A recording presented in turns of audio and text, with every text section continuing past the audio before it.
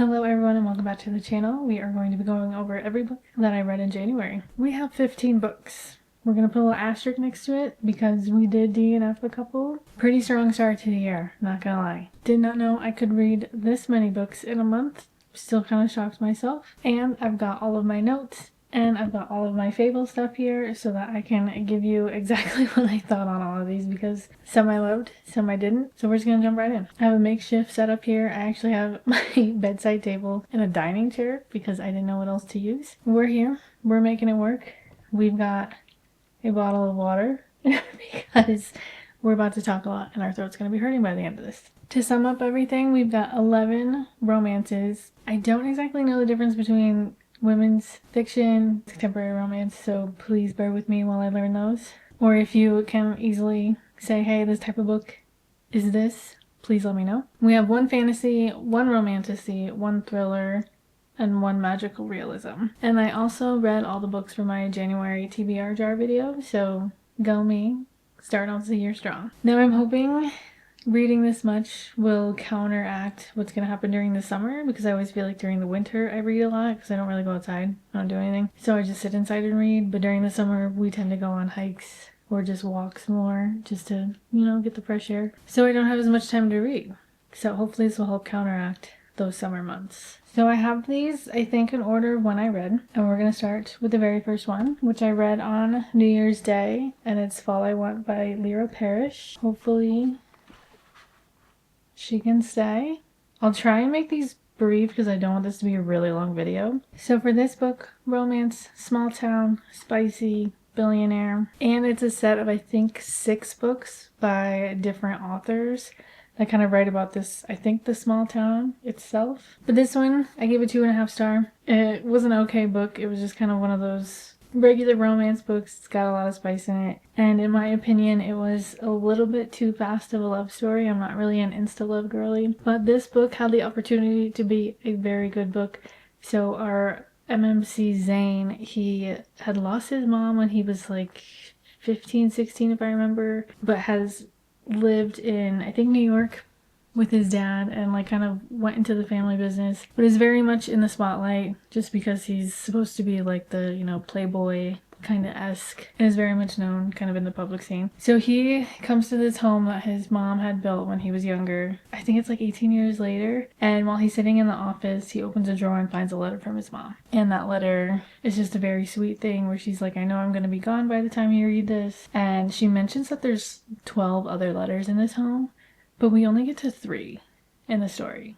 And I really wish we kind of went more on that angle of the book instead of what really happens on in this book. Because it is a whirlwind. It takes place in a month. We go from 0 to 100 romance-wise. And it's a lot. So I really think if we followed his story of the letters and going through life with that, I think it would have been a wonderful story. And then on her side of things, so in this small town, it's in the mountains. And she was dating one of the ski instructors that was at the little ski lodge there. They had a nasty breakup because she found out he was sleeping with everybody, basically.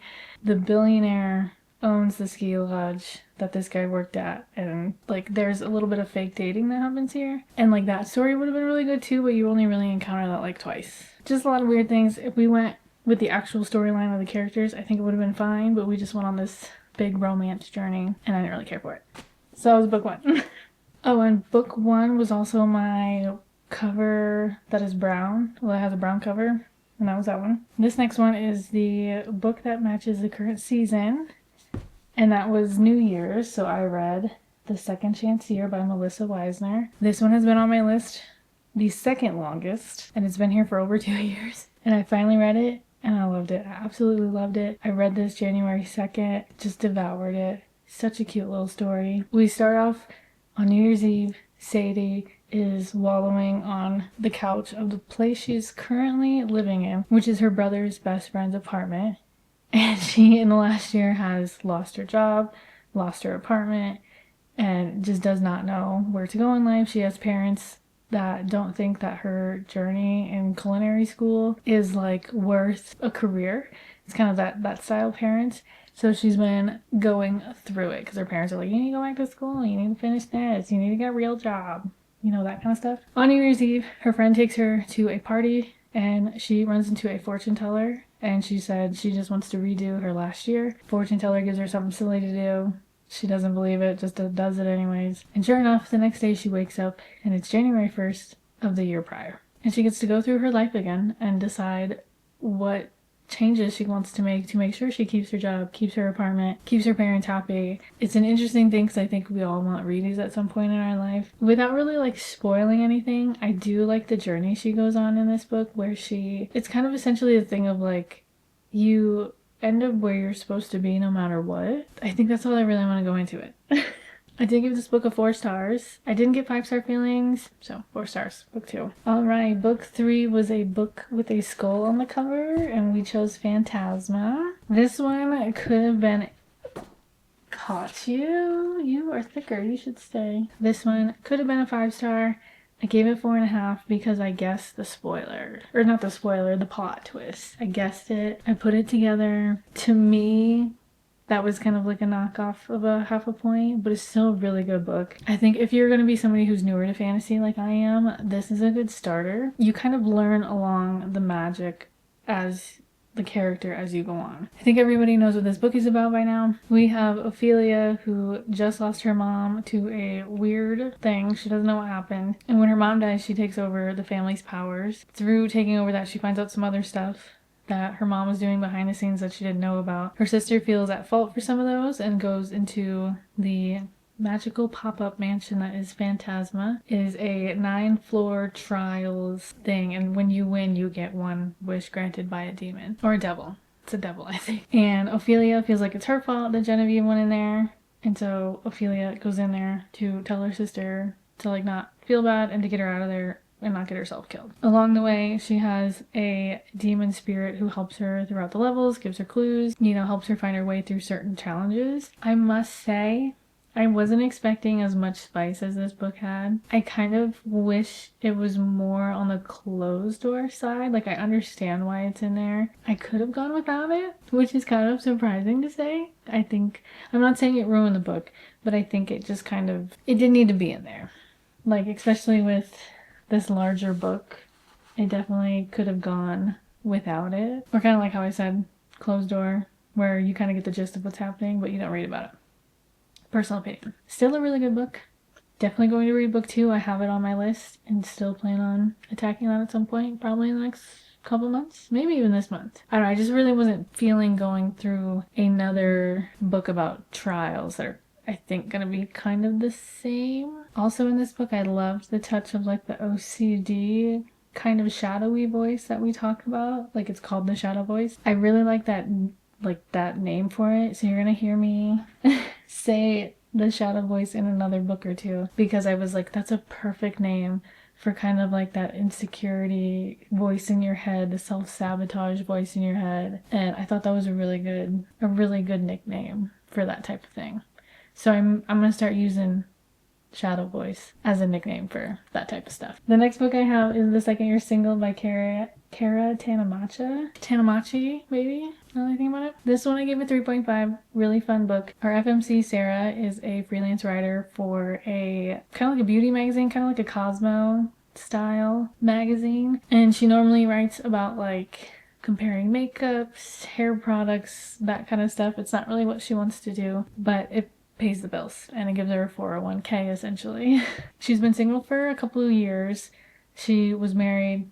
They're divorced now. She's told that she needs to write an article comparing like lip glosses or something for Valentine's Day because they're going into February. And she decides to pitch the idea about going solo for February. And she essentially creates the hashtag Go Solo February, where as a single person you're supposed to go through the month, you don't date, and you focus on yourself. And you do what they called self-care, which I thought was really funny because everyone would be like, you mean like a pedicure? Quite literally everybody said that.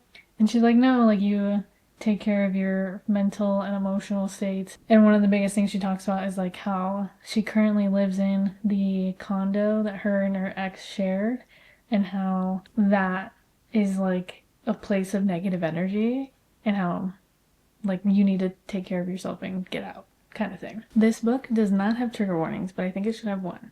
If you are somebody who has semi issues with like body image or certain words about talking about bodies can get in the way or trigger you, I guess, don't read this. There is a few points in this book where the FMC talks about herself. She, I think, says she's like a size 12 or 14. Says some things about herself, like she's okay with how she looks, but she doesn't like how other people kind of talk to her. Like she has a mom who kind of does that. We should go do that Pilates class together. We should go on a diet together. So there's kind of a little bit of that talk in there. So a slight trigger warning, I would say. Didn't really bother me, but I could see it bothering other people. And I was just kind of like, oh, we chose to put that in this book. Okay, interesting. So while she's going through this hashtag Go Solo February, she meets somebody. So you can see the dilemma right there, right? Right? This book does have a little bit of spice in it. I wouldn't say it's like open door or closed door. I would say that door is slightly cracked open. That kind of spice is in there, if you get what I'm saying. My favorite part about this book, though, but it was quite repetitive, was she has this cute little doggy. He's a pit rescue. His name is Larry. I, of course, remember the dog's name, but I don't remember the character's name. And he was, like, attacked by raccoons, I think. And he's missing one of his eyes, or like it's damaged. And every time he would like get up and go walk somewhere, he'd always like he like didn't adjust to one eyeball instead of two, and he would always run into things. And like it's kind of cute because like you're like, oh my god, this poor dog, like, oh my heart. But every time they mentioned the dog going to get the food bowl or going to the front door, it was always, he's going to the food bowl but he misses by 6 inches.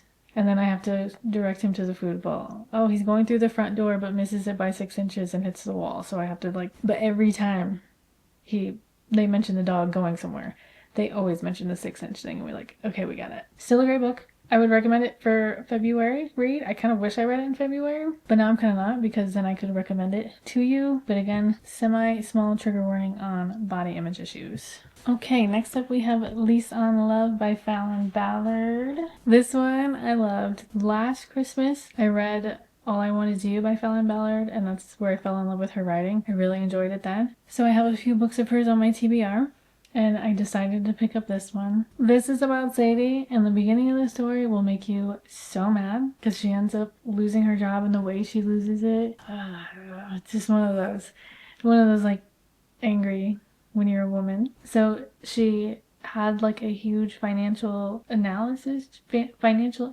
job while living in New York City. She has like the perfect apartment, but when she loses this job, she could probably only afford the apartment for like a couple months with how much she has saved up. Thinking she's on a dating app, but is actually on a roommate app and matches with somebody to lease an apartment. She meets with the guy and finds out it's in a brownstone that he owns. It's super cheap. So she's not going to pass up the opportunity to pay for cheap rent in New York City. Been there, would do the same thing. So through living with him and having this really cheap rent, she decides to kind of try something that she's always wanted to do and just kind of play around with the idea. And that is doing floral arrangements. She's really good at it. She enjoys doing it and she loves giving it to people and seeing like the joy spread on their face. So she decides to try and kind of run her or open up her own little business. Through this book, we go through the journey of her doing that, through her getting to know her roommate, and essentially there's a little bit of romance there. But what I really enjoyed about this book is how I said there's like a shadow voice adjacent in this book, where she kind of has that like self-doubt, self-sabotage. She kind of grew up where she had like the parents that she no longer talks to that was just kind of like, you'll never amount to enough, that kind of thing. So she has that voice in her head, and we go through that in this book. And that's why I really like the shadow voice from Phantasma, because we have a name for it. Few issues in this book though. There is a third act conflict.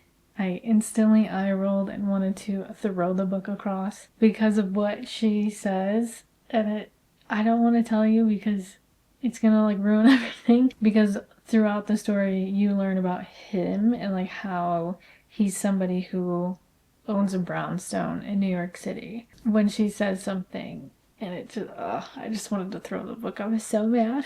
There is also one of those little things, and it could be like the self-sabotage, self-doubt type of thing, where he quite literally says, he's never hinted at any sort of interest in me, And I remember when she thought that line in her head, I literally went, girl, yes, he has. He's literally said that he wants to date you, he just needs time. And she's like, he's never said anything. And you're like, yeah, he has. So shut up. A very bonus of this book, though, is that the side characters are amazing in this. Her group of friends that are constantly in this are so fun, so supportive, and just a really great kind of like dynamic. So that, I think, kind of saved this book a little bit. But still a good read. I really enjoyed Fallon's writing in this.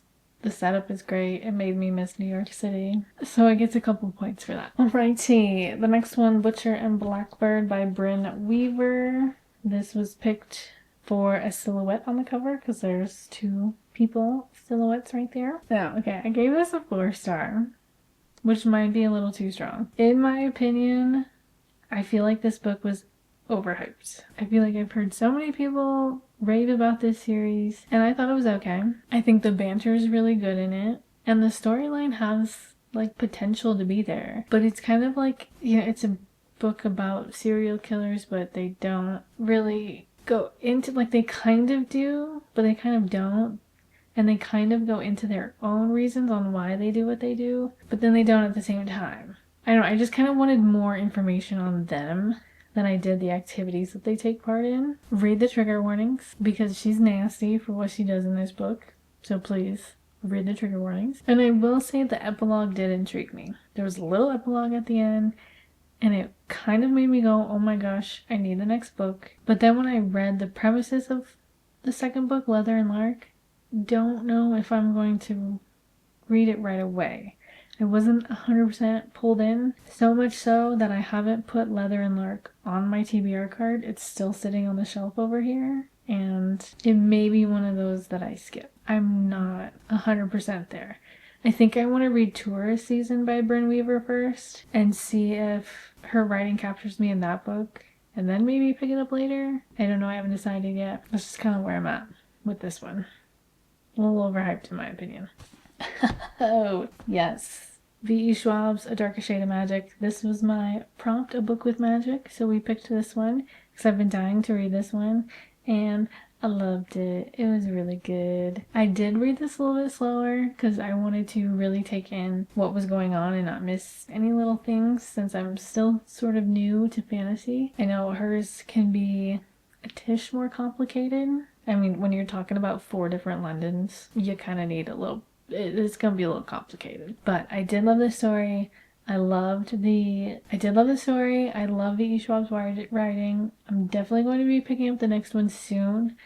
I just haven't decided yet fully. You saw in my February TBR prompt jar, I grabbed it a couple times, but did not actually pick it up. But I recently saw somebody talk about a character that they loved in this series, and I have not been introduced to that character yet. And they said that that's their favorite character from the series, and I'm like, okay, now I really need to read A Gathering of Shadows. I will say, I think I gave it a 4.5. It was almost a 5, but I feel like the ending was just kind of wrapped up very quickly.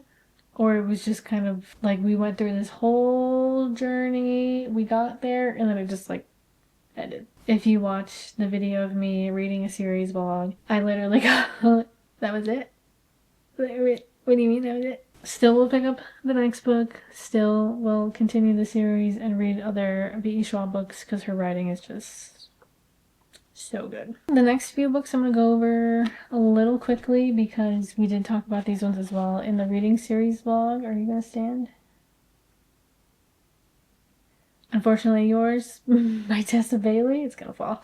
I'm gonna hold it. This is the second book to Secretly Yours, and I talk about how I probably should have DNF'd this book but did not. It is better than the first book, I will say that. And in the other vlog I go into the fact of this is kind of an enemies to lovers, but I don't think you can consider that enemies to lovers if one of the people has been pining for the other one the whole time. That is not enemies to lovers. My literal note says this book takes place in 10 days, don't like the insta-love, and just an eye roll of an ending. I did skim through most of this book because I just kind of wanted it to be over. I should have DNF'd it, but decided to kind of finish it. I have also written down that one thing I didn't like was she tells him something that her ex did, and it's something that she hated that he did. She didn't like it. She didn't appreciate it.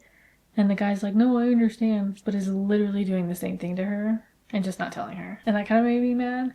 There was a bit of a redemption. There could have been a third act conflict, but instead of going separate ways, they kind of go, we should talk about this. So I was like, oh, thank God. Like, you kind of redeemed yourself a little bit with that. It is still an okay book. If I'm being honest, I think I'm going to be doing an unhaul in the next month or two, trying to get rid of some books. And this and Secretly Yours will be on it. I almost kind of feel Tessa Bailey'd out. I think I've read about 10 of her books at this rate. The stories are different, yes, but I think it's just, I don't know. I don't know the word for it, but I'm almost kind of like meh with her writing now. So who knows? The next 2 books I'm going to talk about at the same time, we have Wildfire and Daydream by Hannah Grace. There, I'm going to hold up. Again, these are in that video. I read this one but skim the ending. And I ended up DNFing Daydream as well. I'm gonna soft DNF it. I could definitely see myself reading it, but I just didn't feel like reading it right away. When I read the first 2 chapters, I just was kind of like, eh, I think I'm college romanced out. I don't know if this was because I read fantasy books that I really loved, and then I went into some like semi-okay romances that it just kind of like, romance did not seem like it was up my alley anymore. And I think college romances are starting to be on the way out for me as well. I do have a note that if I do not pick up this book by July, then I think I'll get rid of this series as a whole. I kind of talk about it in the other video. Icebreaker, I could care less about, sorry. And it's still sitting on my shelf, and I think I'd be okay if it's not sitting there anymore. I do think Wildfire had a lot better of a plot than Icebreaker, and I really enjoyed that. But I just did not enjoy I talk about it in the other video again, where both characters kind of have like a problem that's kind of the same, and that big problem kind of causes some little problems. The big problems semi get solved, but the little ones don't, and they just kind of make it seem like the world is perfect because these big problems are solved, but they don't talk about the little ones. Do with that what you will. Still a good book. If you've read Icebreaker and you don't want to pick up the rest, that's fine. If you're questionable if you want to pick up the rest, I definitely say read this one. I've heard this one is really good too as well. Just did not pick it up right away. We have Arrogant Devil by R.S. Gray. This one was on my 26 for 2026 because someone had recommended it to me while I was shopping in Barnes & Noble. And I normally try to read those right away, but this one somehow got put off. But I finally picked it up, and I'm glad I did. It was a really good book. The person who recommended it to me said that it was Elsie Silver but better. And at that time, I had just finished the Chestnut Springs series, so I was like, why not pick it up? But I kind of got cowboyed out because I read Chestnut Springs, and then I did Lila Sage's Rebel Blue Ranch series, and just got cowboyed out, so avoided this one because I was told cowboy. I'd say it's cowboy adjacent.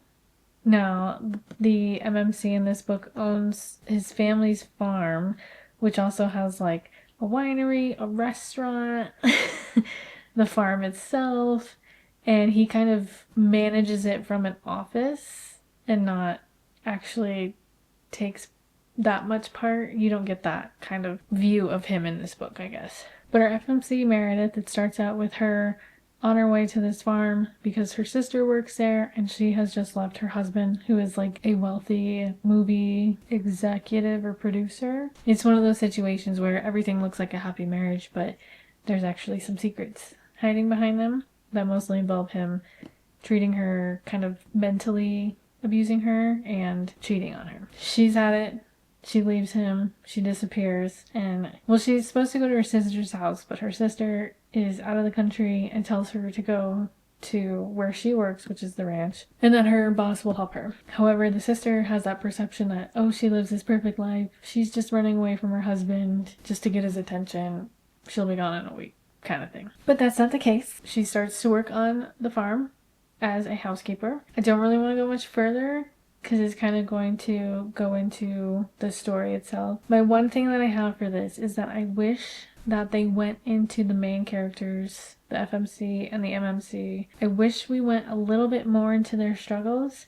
Like, it's kind of mentioned and they kind of talk about it with each other. They don't dive fully into it, and then they also, like, they'll be like, I'll give you some space so you can tell me when you're ready. But then they don't. But it's really fun. The kind of found family that happens in this is really funny. There are some points with someone else, another side character in the story that you're just like, go off, mom. I guess that kind of gave it away, but all in all, a really good story. I do agree with Elsie Silver, but better. I just think the writing was a little bit more mature. I don't know if that's rude, but I just think it was really good. And I do recommend it. And she's got a few other books too. I think they're older. Yeah, those are 2018. And they've got new covers because I think they used to have, you know, the shirtless guy. Now they have these pretty ones. Still a really good read. Alrighty. I think we all know what this is. I have been wanting to read this book for like over a month when I first found out about it. The story really intrigued me. My husband's wife, Alice Feeney. I DNF'd at page 50. I know. I was so confused. I know it's a thriller.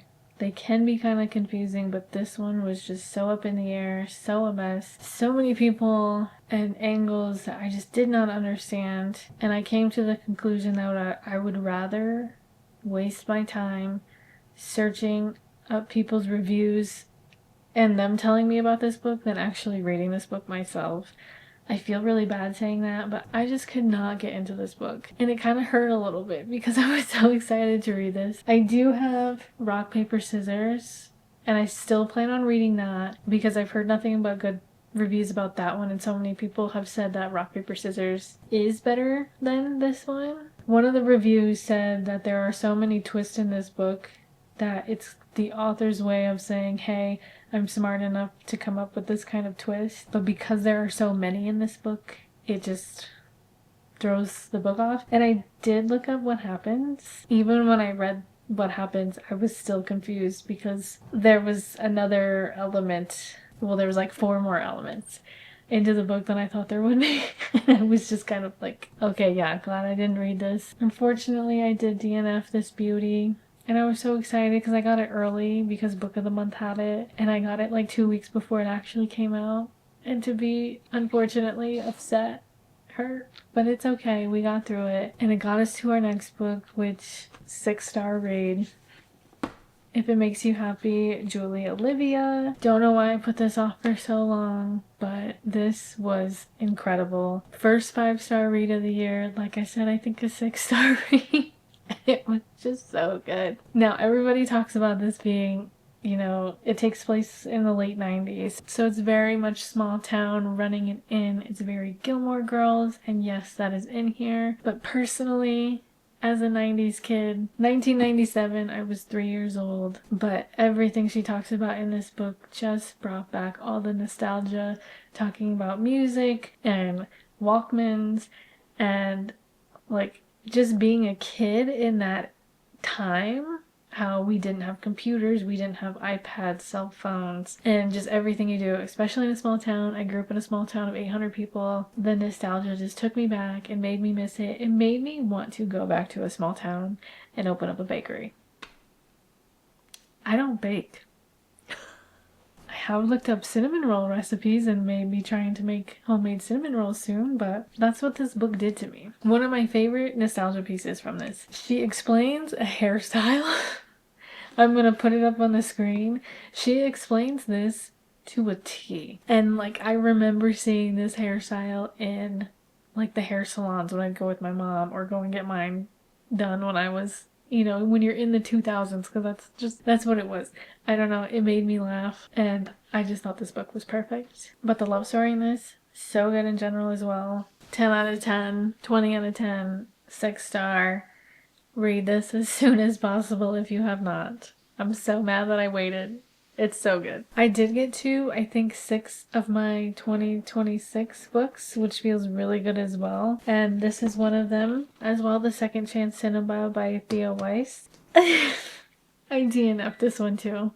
I don't know what got into me this month that DNFs just were flying out of the handle because I did 3. I didn't mean to DNF, but on like the second page, there's this quote and it really like made me think, but like not in the way that I enjoyed it. What I really like about this book is that it was like opening credits Act 1, Act 2, Act 3, end credits, bonus scene. So I really enjoy that. But I read the opening credits, which is from a different person's side of view, and it's kind of past what happens in this story. It's like kind of after, technically. And it's this girl, she buys a book for her boyfriend, and he skims a page, and it says, like in the book that is given to him, the quote, "A first love is about finding yourself. A second love is about sharing that self you found with someone new." That really made me think and go, I don't agree with that. I think that's weird. I don't like it. And I couldn't stop thinking about it. Then I reread the next page like 4 times. So I put the book down and was like, we're not going to read right now. We'll get to it later. Went back to the book. Still could not get over that line. So I decided to take a break from it. I may still pick it up later in the year. I don't know. I just could not get past that. I then decided to go to the end credits scene at the very back of the book. And it's from that girlfriend's point of view. And she meets the author who wrote that line. And then the author continues to say some other things. And I did not agree with that either. Or like they just didn't add up. And I was just kind of like, okay, well that they're just contradicting each other. At least I think that's how I took it. So I just kind of said, not doing this. I think it's a really good concept of a book. And that is, you know, this couple stumbles upon a theater, and the theater shows them parts of their past, some that they haven't told each other about because they're like about to get married. And so it can like change their relationship. It's just, it's a really good concept, and I think it could be a really good book, but it just did not sit well with me, unfortunately. So I did DNF her. It's very sad.